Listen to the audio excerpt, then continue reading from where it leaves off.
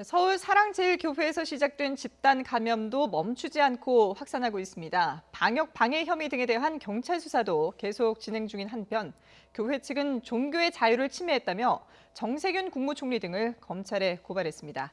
현장 연결해 보겠습니다. 홍민기 기자. 네, 서울 사랑제일교회 앞에 나와 있습니다. 네, 우선 그곳에서 시작된 집단 감염 상황부터 정리해 볼까요? 네, 어제 정오를 기준으로 이곳 사랑제일교회발 집단 감염 규모는 모두 933명입니다.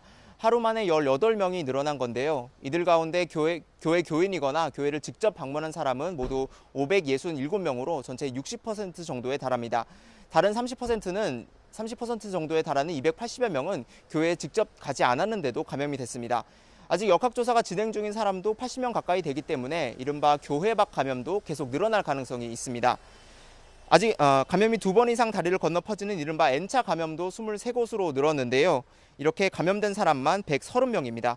이 밖에도 N차 감염을 막기 위해 학교와 학원 또 요양시설 186곳에 대한 역학조사가 이뤄지고 있습니다.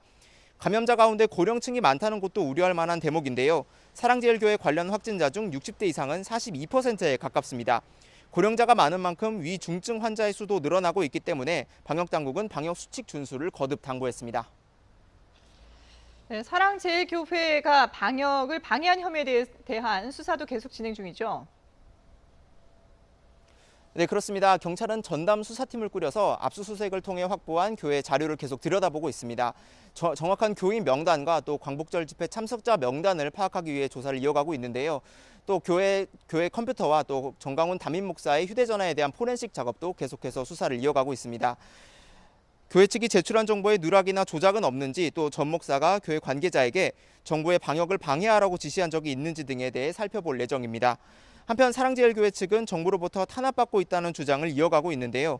교회 측 변호인단은 어제 오후 대검찰청 앞에서 기자회견을 열고 정세균 국무총리와 박능우 보건복지부 장관 등을 검찰에 고발했습니다. 정부가 대면 예배를 금지한 것은 직권을 남용해 종교의 자유를 침해한 행위라고 주장했는데요. 또 허위 보도로 교회의 명예를 훼손했다며 일부 언론사도 고소했다고 밝혔습니다.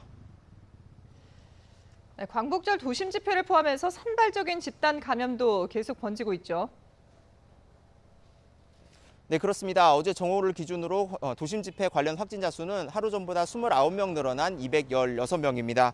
앞서 방역당국은 빠른 검사 안내를 위해서 집회 참석자 5만여 명에게 빨리 진단검사를 받으라는 안내 문자 메시지를 보냈는데요. 같은 날 종강역 부근에서 열린 민주노총 집회 참석자들에 대한 명단도 민주노총 측에 요청했습니다.